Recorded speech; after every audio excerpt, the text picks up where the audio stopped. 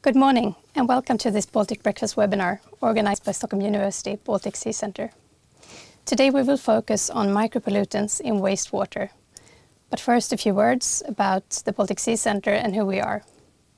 My name is Marie Lööf and I'm a researcher and I work with policy here at the Baltic Sea Center. The Baltic Sea Center is a part of Stockholm University. It's a scientific center and we have a field station and infrastructure such as research vessels where international scientists do their research. We also function as a bridge between science and policy, facilitating the uptake of science in political decision-making. We do this by focusing on the big challenges for the Baltic Sea and how they interact with each other, having a source-to-sea approach. And this leads us into today's topic, which is micropollutants in wastewater.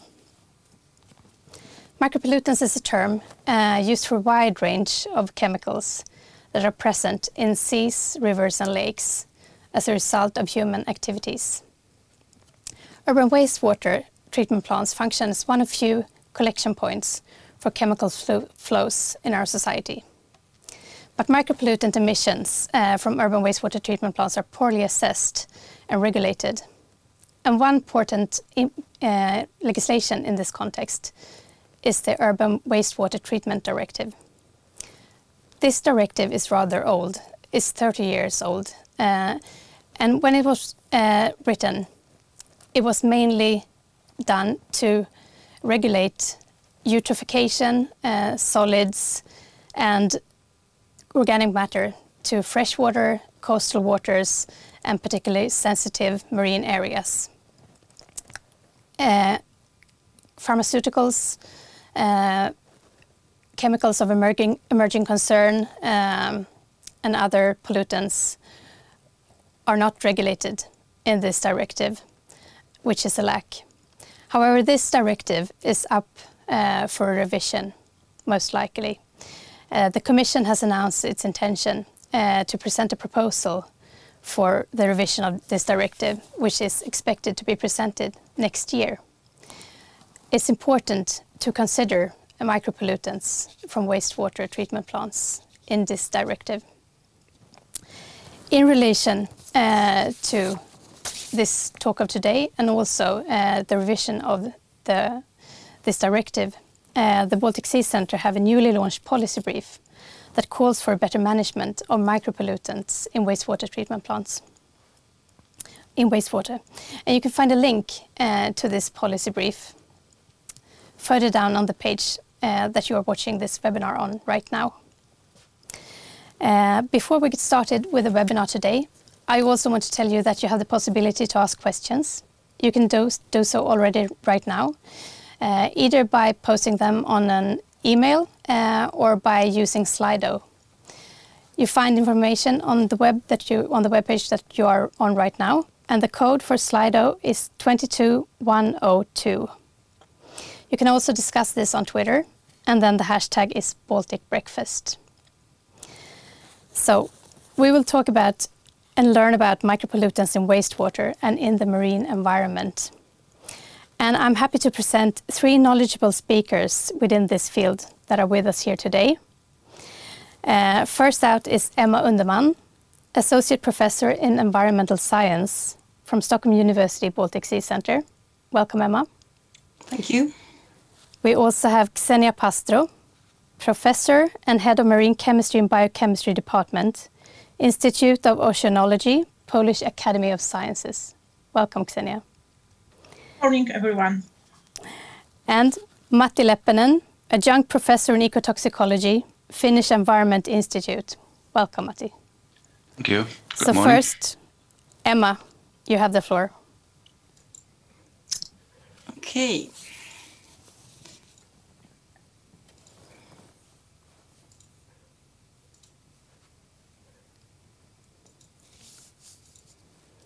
So thank you, Marie.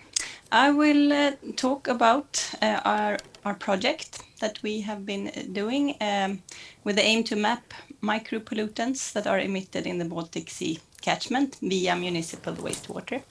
It's a project that has been done mainly by me and Kristina Rasmussen, a former co-worker at our center, and also Matti Leppinen and Xenia Pastro, who will talk here today, together with Ilga Kokorite from Latvia and Martin Mørk-Larsen from Denmark.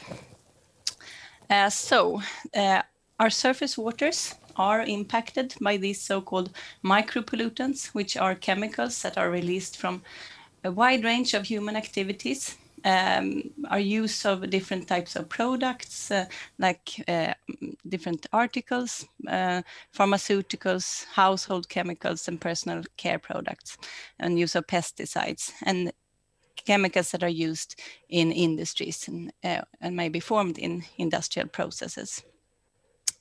And these micropollutants that we find in our surface waters can get there via several different pathways.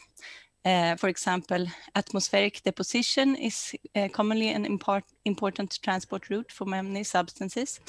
They can also be transported in rivers or be emitted from point sources directly at the coast, for example, in the case of the Baltic Sea. And wastewater treatment plants, as Marie mentioned, are of high interest because they are actually collection points for many diffuse emissions that occur in urban environments. So the contaminants are collected in effluents and sludge.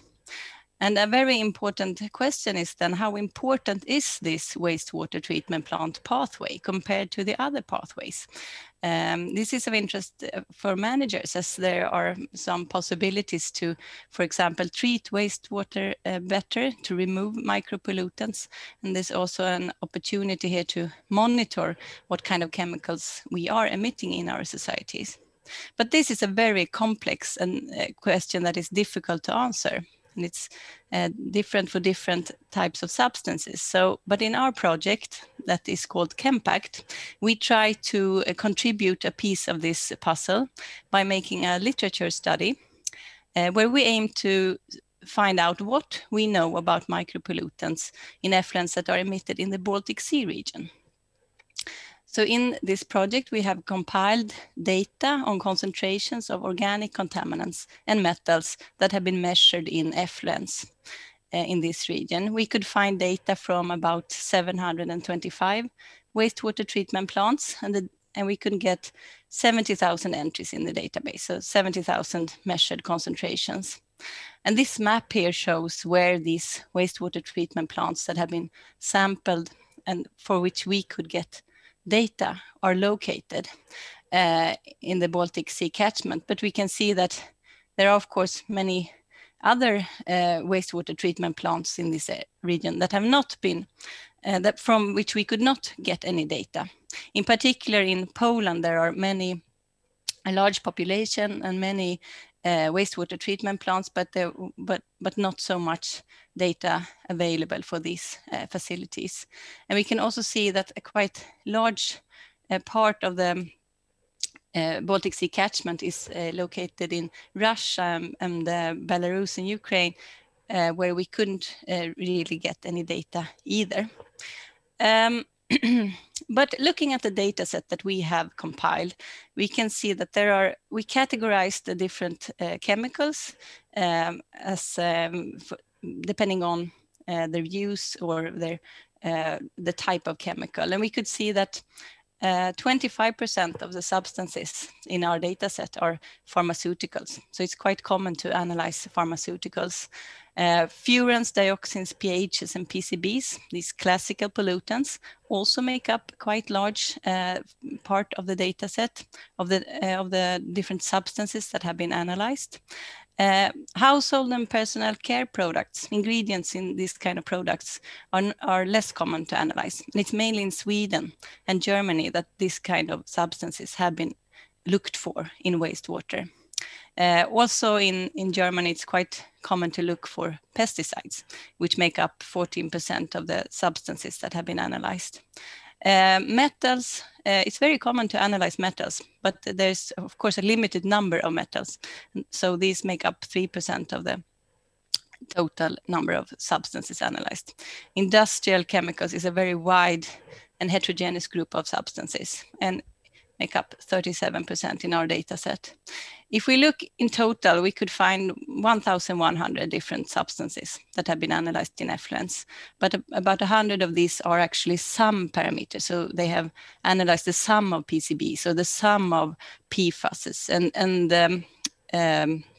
We could also see that there's quite a large difference between Sweden and the other countries. Sweden have analyzed a much broader range of substances. And that a part of the explanation to that is that Sweden quite often have screening campaigns in the national monitoring program where Sweden looks for chemicals of emerging concern. So a campaign that is not just as to give a snapshot of what is present in different environmental matrices. And wastewater is often analyzed in this kind of screening campaigns. So what is in the water? We have here looked at concentrations of substances that have been analyzed in at least 5 different wastewater treatment plants in this region. And we can see that there are huge amounts of certain chemicals that are used as complexing agents. That is water softeners that are used in detergents. And the levels are very high of this kind of substances in the wastewater. Also, metals are often present in high concentration. For example, zinc is the one that has the highest median concentration in our data set. But looking a little bit at other substances that come out here at the top concentrations, it's a quite diverse range of substances. There are some other metals like nickel and copper. Also organophosphate esters are present in very high levels. Some solvents, and one substance that sticks out in this data set is a phenolic pollutant called resorcinol that is contaminated in wastewater in Estonia.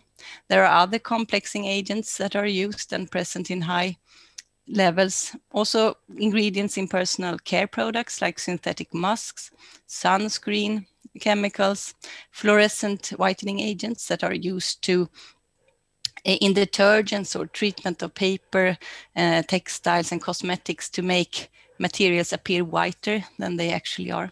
And some process chemicals in plastic production, different pharmaceuticals and other fragrances. So this is a quite diverse set of chemicals that come out in very high concentrations. So what can we say about the total load of different substances in the wastewater? Another way to show this is to look at the contribution to the total concentration of different categories. And if we sum up all the metal concentrations, we can see that this is really the dominating substances in the wastewater. And we can also look at other categories like the sum of pharmaceuticals or the sum of old pesticides and current use pesticides that have been detected in the water, or the water framework priority substances or substances on the watch list in the water framework. And we can see that these make up a quite small part of the total concentration if we compare to, for example, industrial chemicals. And we can also note that this probably a quite large knowledge gap in particular for the industrial chemicals, as they are a very small fraction of all industrial chemicals that are on the market that are actually analyzed. So we don't really know how the presence of many of them in the wastewater. But we can also, of course, see Emma? that in general... Emma? Yeah? Thank you. I think we will have to round off here. Can you just quickly conclude? It's my last slide. But we can also see, of course, that in general, industrial chemicals are thought to be less toxic than, for example, prioritized substances, pesticides and pharmaceuticals. So a higher toxicity, of course, can compensate for a lower concentration. So just to sum up, we can, in our data set, we can see that it's quite heterogeneous data set, and it's hard to make comparisons between countries and make load estimations. We would like to see more countries to analyze a wider range of substances to get a better idea of what is actually present in the wastewater. Thank you. Thank you so much, Emma. Super interesting results that you're presenting. So your study has shown that we find all these substances in the urban wastewater. But what happens when these chemicals or micropollutants are emitted to the environment? This is, of course, just the first step is to know what's in the wastewater. But after emissions, they are transported in the catchment. And many of these substances are degradable and will be degraded during when they enter the environment. So to actually know which ones that will be a problem, for example, in the marine environment, you need to also have an idea about their physical chemical properties, in particular degradability and ability to be transported in water. Thank you. Thank you so much. We'll come back with more questions later. Ksenia, please, if you would like to present. I think it's if you want to also start talking, then you will become active.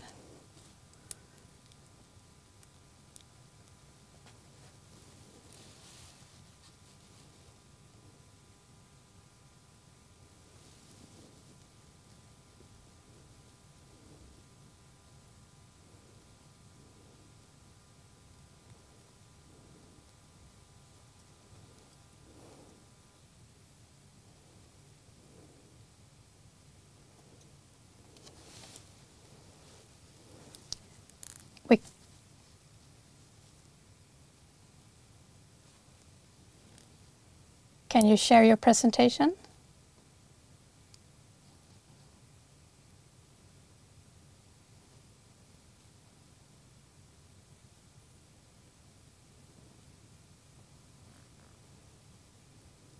Yeah.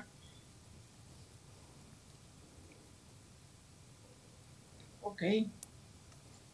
Thank you so much. Sorry, I have had some technical problems. So today morning, I would like to present shortly a piece of current knowledge about micropollutants in Polish marine waters, based on the results from last decade. And these are results from our team for IOPAN, but also monitoring data and data from papers written by colleagues from 3City research institutions.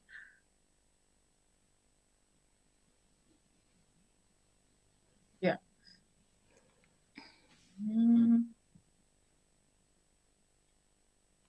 Sorry.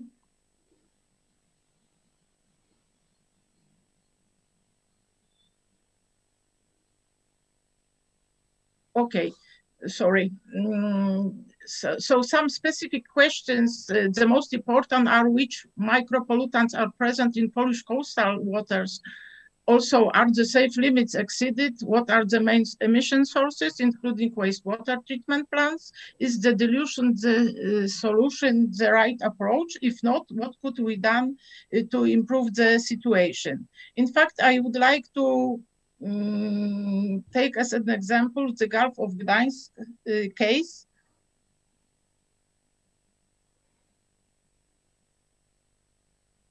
Sorry, I have a delay in slides.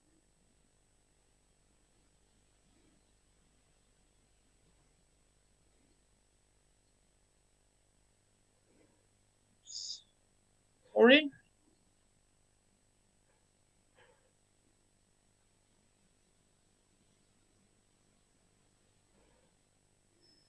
So the Gulf of Gdańsk is strongly impacted by several multiply stressors of anthropogenic origin.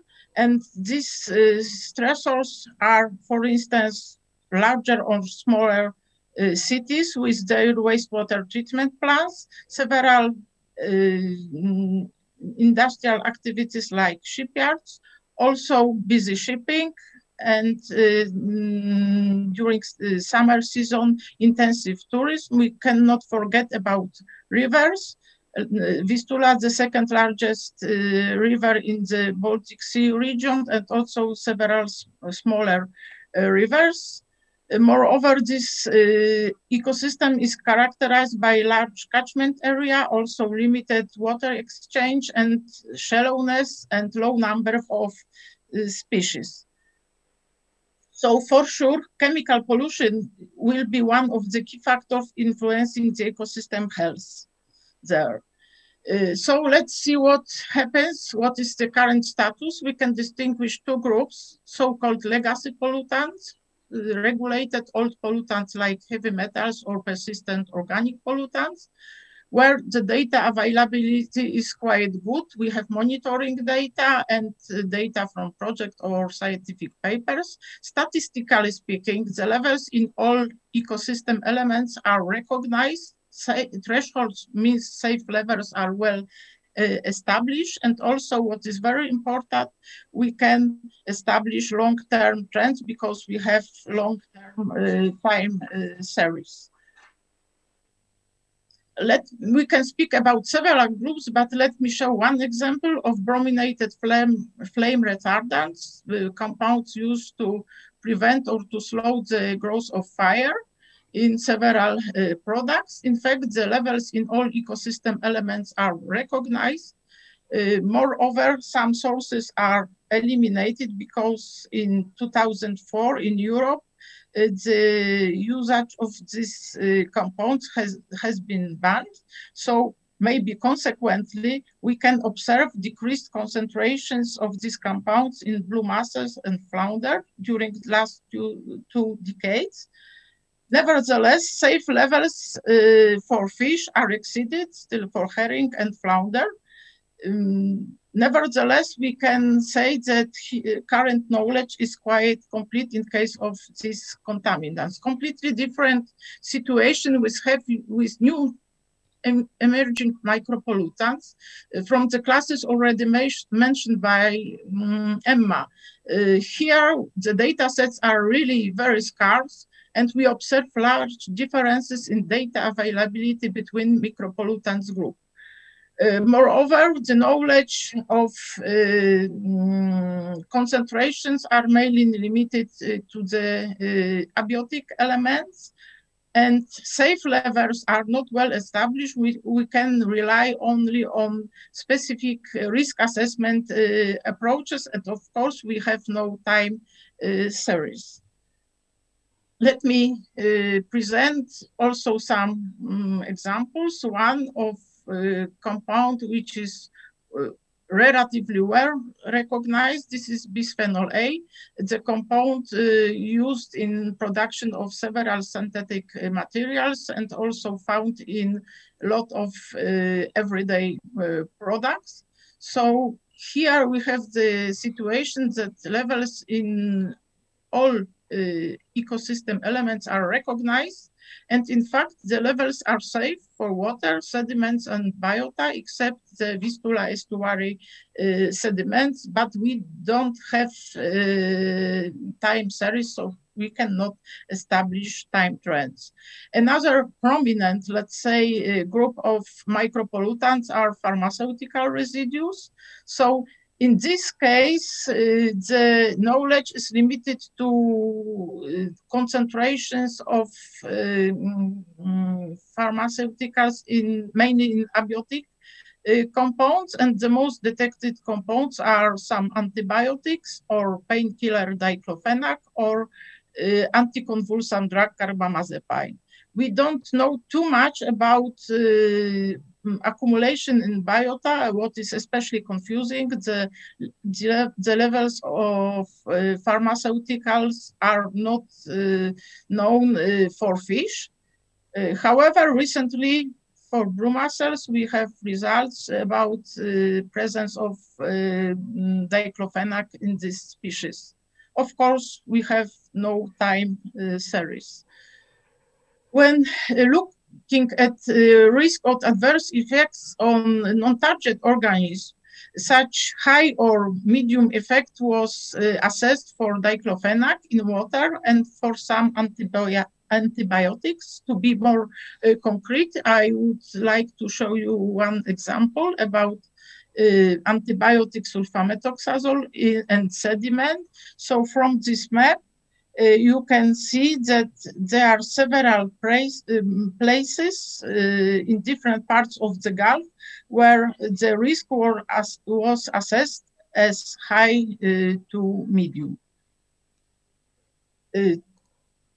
When talking about the sources, this is obvious that some local wastewater treatment plants were assessed as important point pollution sources, but because several micropollutants were detected in effluents, and also Vistula River discharging waters to the Gulf of Gdańsk is collecting waters from large catchment area with multiply wastewater treatment plants present there, and also several micropollutants were identified in waters discharging to the Gulf. Other diffuse sources can also not be neglected, but the response is different from different classes.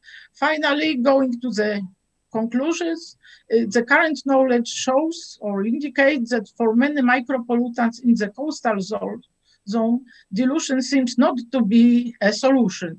So some actions should be proposed or established. These actions include regulatory actions like admissible levels in effluents, also improvements in wastewater treatment technologies, but we cannot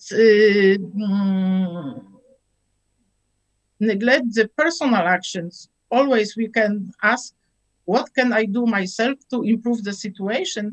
And one of the examples is the action performed in previous time. So to encourage people to return unused medicine drugs to the pharmacy instead to throw them to the toilet is just one of the examples. And my final slide leaves you with the message that the Gulf of Gdańsk is not exceptionally contaminated with hazardous substances. The levels are not extremely high, of course, comparing to other similar coastal European ecosystem. However, it's clear that the ecosystem remains impacted by these substances, including micropollutants. They were detected in several elements of these ecosystems, and they may pose adverse effects. But still, the question how much mixture of micropollutants will influence the Gulf ecosystem health remains an open question, because we still have several knowledge gaps about levels, about mixture toxicity, and of course about long-term trends. Thank you so much for an interesting presentation. I must say, thank you. I'm impressed, and I want to ask you, you mentioned that you measured, how many compounds did you measure in your studies? I mean, in our team, but also other colleagues, we can guess that it's about 100 of pollutants. But of course, the data sets are different for different compounds. For some compounds, they are more complete, like bisphenol A, but for the other compounds, we still need to make more analysis. Mm-hmm. Did you look for substances or compounds that you suspected to be there, or did you also use non-target screening? Unfortunately, we are not able to use the non-target screening because of lack of the right equipment. But it would be a very good idea, because, of course, we can concentrate on individual compounds, but the most interesting would be this mixture of micropollutants. Yes, I have more questions for you, and I can see that questions are also coming in for the audience, but I would like to let Matti on the stage. So please, Matti, if you would like to share your presentation. Thank you.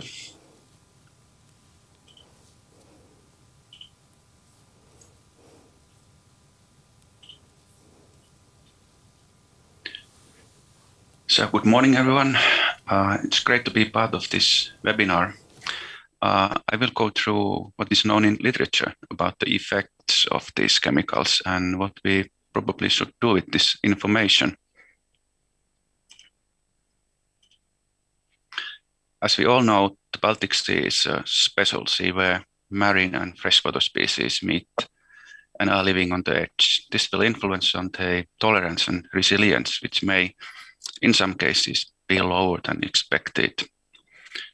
The shallow coastal zones act like buffer zones before open sea and are exposed to local sources of contamination. As dilution is truly the one solution for waste management, the location of pipe ends at this zone matters. Now, despite of the past legacy contaminants in the Baltic Sea and a reputation of its poor condition, there are surprisingly few studies on the effects of wastewater effluents.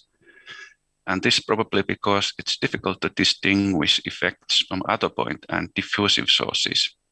So the experimental setup is challenging. If you look at global literature on the effluent-related effects, we see various responses in biothem.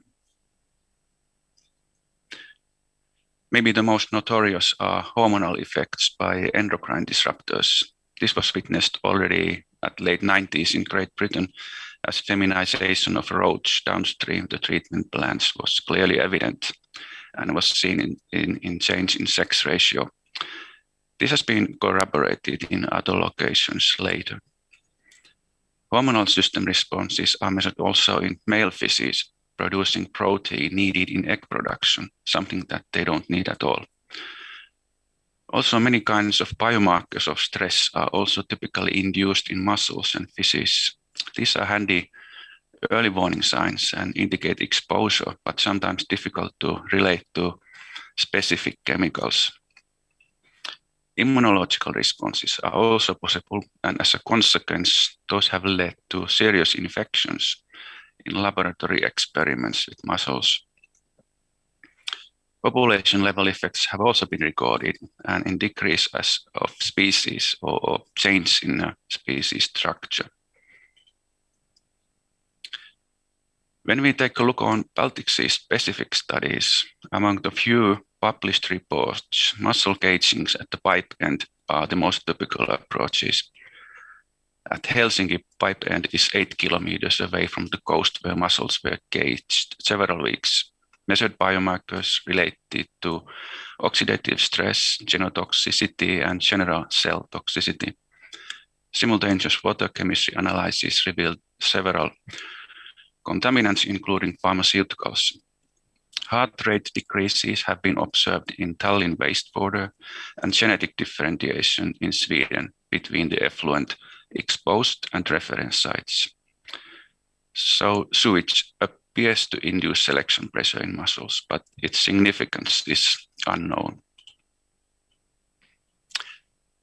Our data shows that there are probably more than 1,000 chemicals in the purified effluents. That is actually no wonder, as globally there are more than 350,000 chemicals or mixtures registered for production. What we need is information on the meaning of these chemicals in the recipient waters. A common risk assessment approach is that one calculates risk ratios for single chemicals by dividing measured concentration with predicted no effect concentration or some effect concentration. And if this ratio is more than 1, risk is expected or assumed.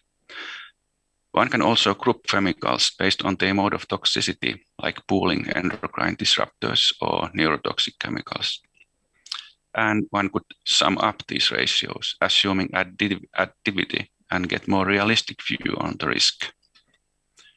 Another thing to consider is the volume of water where effluents are released. Dilution factors vary and dictate concentrations in the sea. These scenarios are site-specific and most likely affect the degree of local hazard. So, what we should do with the effluents to protect the environment? We should acknowledge them as potentially harmful mixtures. We should not only rely on the dilution as a solution. Swedish researcher Thomas Backhaus has revised in famous Paracelsus statement, it's the dose and the number of components that make the poison. Therefore, summing up the risk ratios of single chemicals might be a way to better see the exposure and hazard. One could also use biotests to study direct effects in living animals or cell lines. We could even think setting limits for the effluents using so-called emission limit values and or biotest effect levels. For example, Germany is using biotests for monitoring certain kind of industrial effluents and has set thresholds for responses.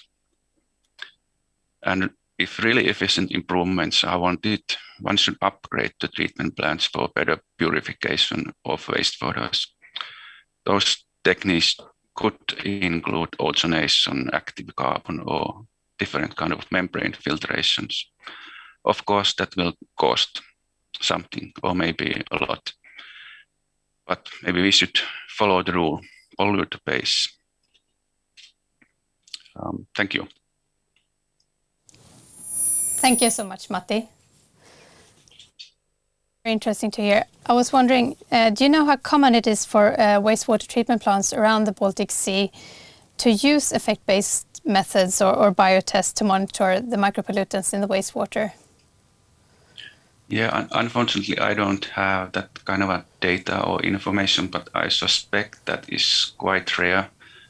It may be only related to some projects or some monitoring that is done for just for a short period to see what's going on. Okay. But in an ideal situation or in relation to a revision of the Urban Wastewater Treatment Directive, what would like to see?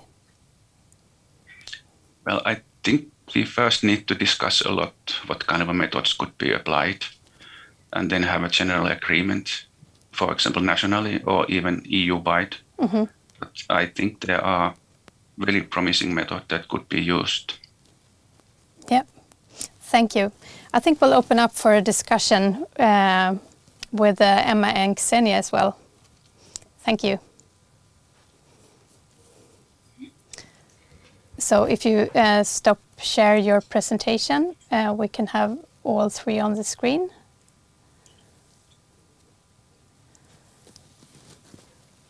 So do you need to, should they speak? Yes. Yep. Can you say something, yes. Emma and Ksenia? And you will. Yep. Hello. Hello. Okay. Perfect.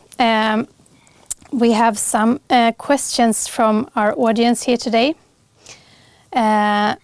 One question is, how can we minimize the amount of micropollutants in the wastewater? I think maybe that is a question for you, Emma, to start with, and then see if we have somebody else that would like to answer as well. Well, there are, of course, several ways to do that. And I think in general, we need to work with all kinds of solutions that are there. The most important is, of course, to have a solid regulation of different types of chemicals that are used to make sure that our European chemicals legislation does the work to identify the most hazardous substances. But we know that this is not really functioning as efficient as we would like at the time. So there is also a need probably to have other an option can also be, like Matti mentioned, to improve the treatment of wastewater as a precautionary action, since that is possible. But it is hard because the micropollutants in the wastewater is a result of a wide range of human activities. So it's really, there's no easy solution. Yeah. One solution we discussed today is to address this within the Urban Wastewater Treatment Directive. Is there anything particular that you would like to see if this directive is revised? Yeah, what we have written in this policy brief that we have produced is that since there are no focus on these kind of micropollutants in the Urban Wastewater Directive, we would like to see that being included in some way. And it's a very difficult question how to do that, but that is intensely discussed in different fora in Europe. But the important thing is that this is not neglected, that if this directive is revised, that this aspect should be included. And I think and hope that it will be that also. Matti, do you have anything that you would like to add to this question? Well, I hope the directive will be revised properly, but unfortunately I'm quite pessimistic with this. These things happen very slowly, but I hope the best. I have a question for Ksenia that relates to this. How important would you say that the wastewater treatment plants are compared to other pathways or sources when it comes to diffuse emissions of micropollutants? I think that it's very important. I have because like in the Gulf of Gdańsk, we have local wastewater treatment plants, but I have mentioned also Vistula River. So in fact, Vistula is carrying the waters from the whole catchment area, from the whole Poland. We have big cities there, Warsaw, Krakow. And many wastewater plants. So in fact, the efficiency in removal of micropollutants in the whole catchment area is very important. Because we see the river as the diffuse source, but in fact the micropollutants origin there from the wastewater treatment plants too. Thank you. Maybe a question for Emma again. What chemicals that you found in wastewater in your study do you find most worrying? I can't really judge that actually, but we can see that there are, if you look at different types of chemicals, you can see that within each category, if you look at, for example, PFAS or phthalates or organophosphate esters, you can see that there's a very broad range within each group. So the total concentration of PFAS, for example, is often dominated by a few substances that are present in really high concentration, and that pattern is reappearing in different groups. So actually it's hard to say that one specific group of chemicals are most worrying, and you also of course need to know the effects of these substances, and it's it's difficult to get this data, and it depends on which endpoint you look at. So I can't really say what kind of chemicals that are most worrying. So maybe a following up question to that for Matti. Somebody asks us, is it dangerous to eat the fish in the future concerning the micropollutants? Well, as we know, there have been restrictions in the past use of Baltic Sea fish, but I think those worries has now more than cleared. So I wouldn't be worried about that because fish is very healthy food. Also, somebody asked, thank you, Matti, what are the test organisms in the Baltic wastewater treatment plant toxicity data example for the heart rate that you mentioned in your presentation? Oh, that was a mussel. That was mussels, yeah.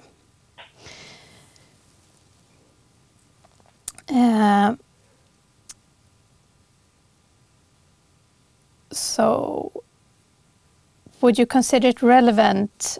Maybe I don't know who to direct this question to. Would you consider it relevant to also consider microplastic in wastewater treatment effluents? Maybe this is the last question.